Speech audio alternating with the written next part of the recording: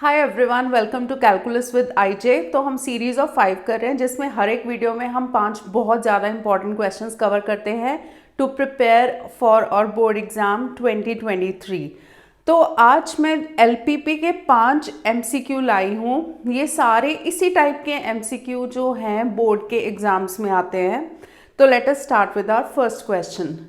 Solution set of the inequality. देखो ये inequality given है, तो इसमें 4 ऑप्शंस गिवन है कि ओपन हाफ प्लेन होगा not containing the origin, open half plane containing the origin.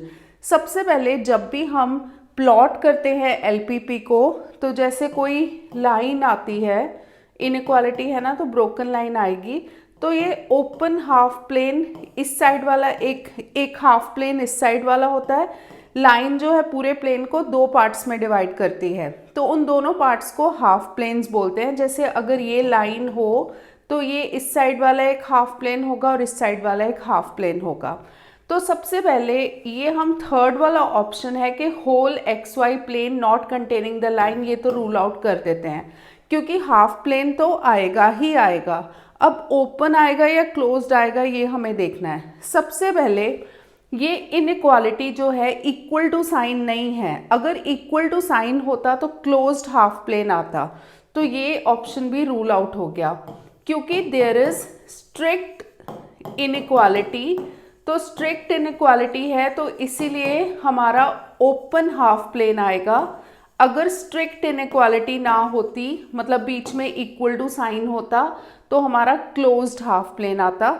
तो ये दोनों ऑप्शंस रूल आउट हो गए। अब open half plane containing origin या फिर open half plane not containing origin, origin is 0 0।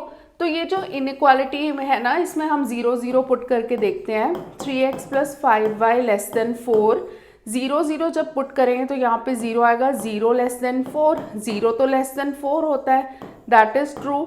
That means ये वाला जो ओपन हाफ प्लेन होगा it will contain the origin. अगर ऐसे होता कि 0 0 से सेटिस्फाई ना होता तो फिर ये होता not containing the origin. So this will be open half plane containing the origin, b option. Second question है, for an objective function z = ax + by, a and b दोनों पॉजिटिव हैं। Corner points of the feasible region determined by a set of constraints. जो भी constraints given होंगे उससे हम corner points निकालते हैं। तो कॉर्नर पॉइंट्स ऑलरेडी गिवन है 0 20, 10 10, 30 30, 0 40। Condition on a and b such that maximum z occurs at both the points. मतलब 4 कॉर्नर पॉइंट्स हैं, चारों में से 2 पॉइंट पे सेम वैल्यू आ रही है जो कि मैक्सिमम ऑफ z है। मतलब मैक्सिमम z की वैल्यू निकालनी है और वो सेम आ रही है। तो सबसे पहले z = ax + by।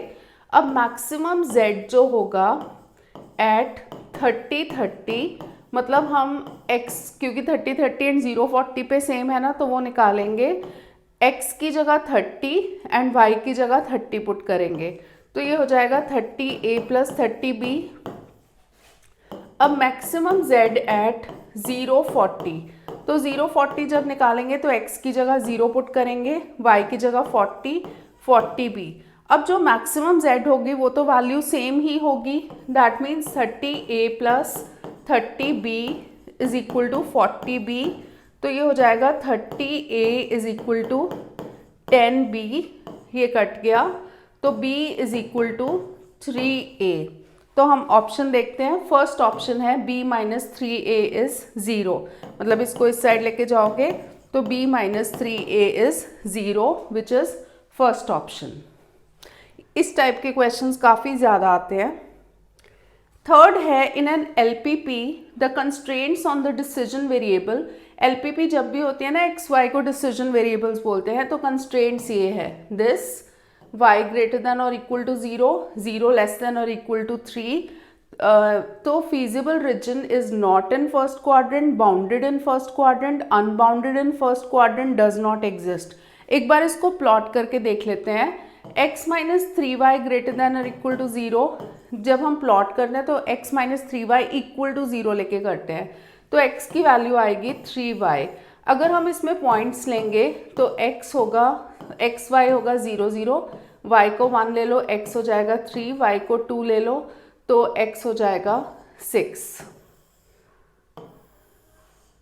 तो यहाँ पे 1 2 3 4 5 6 और y की वैल्यू 1 2 3 यहाँ तक जा रही है। फर्स्ट पॉइंट तो हो गया 0 0, सेकेंड हो गया 3, 1 एंड थर्ड हो गया 6, 2। तो क्योंकि ग्रेटर देन और इक्वल टू साइन है तो ये प्रॉपर लाइन आएगी, मतलब ब्रोकन लाइन नहीं आएगी। तो इसके ऊपर हम लिखते हैं x minus 3y is equal to 0। अब देखो ये लाइन जो पूरे प्लेन को दो पार्ट्स में डिवाइड कर रही है, एक ये भी हाफ प्लेन है, ये भी हाफ प्लेन है। तो हम इसमें जब चेक करेंगे कि फीजिबल रीजन कौन सा है, x minus 3y greater than और इक्वल टू 0, कोई भी पॉइंट ले लो जो लाइन पे नहीं लाई करता, कोई एक्सेस का पॉइंट ले लो। जैसे मैं इसमें ले रही हूँ पॉइंट 2, 0, तो 2, 0 से मैं चेक करती हूँ x की जगह 2, y की जगह 0, तो 2 ग्रेटर देन और इक्वल टू 0 आ रहा है। 2 तो ग्रेटर देन 0 होता ही है, विच इज़ ट्रू। तो इसका शेडेड रीजन जो आएगा वो टुवर्ड्स 2 0 आएगा। मतलब अगर यहाँ पे फॉल्स होता, मतलब यहाँ पे लेस देन और इक्वल टू होता, 2 लेस देन और इक्वल टू 0 आ जाता जो कि फॉल्स होता, तो फिर उसका शेडेड रीजन उस साइड आता जिस साइड 2 0 ना होता। मतलब अगर इनइक्वालिटी सेटिस्फाई होती है, जो भी हमने पॉइंट लिया है एक्सिस पे उससे इनइक्वालिटी सेटिस्फाई होती है, तो shaded region towards that point आएगा, otherwise away from that point आएगा। अब जो है y ग्रेटर देन और इक्वल टू 0 का मतलब तो यही है कि ये y पॉजिटिव इसी साइड होता है, ऊपर वाली साइड हो गया। हमें फर्स्ट क्वाड्रेंट का ही देखना है, तो ऊपर वाली साइड हो गया। 0 less than equal to x less than equal to 3, तो ये हो गया ये वाला, और ये वाला इसके बीच वाला रीजन ये हो गया। तो ये वाला रीजन जो आया हमारा कॉमन शेडेड रीजन, ये वाला पार्ट आया दिस। तो ये क्या आ रहा है, बाउंडेड आ रहा है और फर्स्ट क्वाड्रेंट में आ रहा है, तो इसका option is b, bounded in the first quadrant. अब है next question, feasible region for an LPP is shown below, z is equal to 3x minus 4y is the objective function. तो minimum of z occurs at which point. तो corner point से हम check करेंगे and value of z is equal to 3x minus 4y।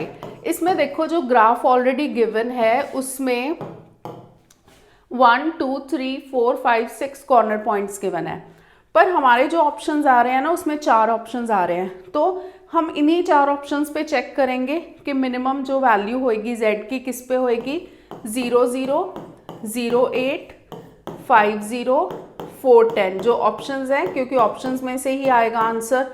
अगर 6 5 नहीं given यहाँ options में, वो तो आंसर आएगा नहीं। तो यहाँ पे 0 0 जब हम पुट करेंगे तो z की वैल्यू आएगी 0। जब 0 8 पुट करेंगे तो 3x हो गया 0, माइनस 4 इंटू 8 इज माइनस 32। 5 0 जब पुट करेंगे तो ये आएगा 15। 4 10 पुट करेंगे तो ये आएगा 4 into 3 12 minus 40 which is equal to minus 28। अब हमें देखना है कि मिनिमम वैल्यू z की कहाँ पे है। मिनिमम वैल्यू तो ये है, तो मिनिमम वैल्यू माइनस 32 है इन चारों वैल्यूज में से। तो मिनिमम वैल्यू कहाँ पे अकर करी है, 0,8 पे। तो हमारा ऑप्शन होगा b part which is 0,8।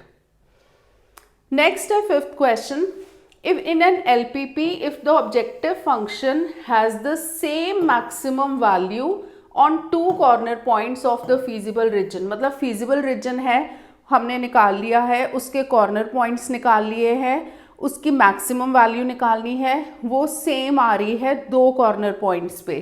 Then the number of points at which z maximum occurs it. Supposing हमारा कोई भी फीजिबल रीजन सपोजिंग ऐसे आ रहा है, तो उसमें ये पॉइंट पे और ये पॉइंट पे सेम वैल्यू आ रही है, तो उस पॉइंट की जो लाइन होती है ना उस पे सारे मतलब दो पॉइंट्स पे अगर सेम वैल्यू आ रही हो तो उन दोनों पॉइंट्स को ज्वाइन करने वाली लाइन पे वो सेम वैल्यू होगी। और लाइन के ऊपर इनफाइनाइट पॉइंट्स होते हैं, तो जब भी दो पॉइंट्स पे सेम वैल्यू आ रही हो क्योंकि हम उसका आंसर जब LPP सॉल्व करते हैं तो ये लिखते हैं कि supposing x y and a b पे सेम वैल्यू आ रही है, तो हम आंसर ये लिखते हैं कि इसकी जो मैक्सिमम वैल्यू होगी at all points joining the line segment x y and a b. जब हम उन दोनों पॉइंट्स को ज्वाइन करते हैं, एक लाइन सेगमेंट आती है, तो लाइन के ऊपर तो इनफाइनाइट पॉइंट्स होते हैं, तो उसकी मैक्सिमम वैल्यू इनफाइनाइट पॉइंट्स पे होगी, तो हमारा ऑप्शन होगा infinite. This is also very very important question. तो ये सीरीज फॉलो करते रहो, इससे सारे इंपॉर्टेंट क्वेश्चंस बोर्ड्स के पॉइंट ऑफ व्यू से प्रिपेयर हो जाएंगे। And please don't forget to like, share and subscribe. Thank you for watching.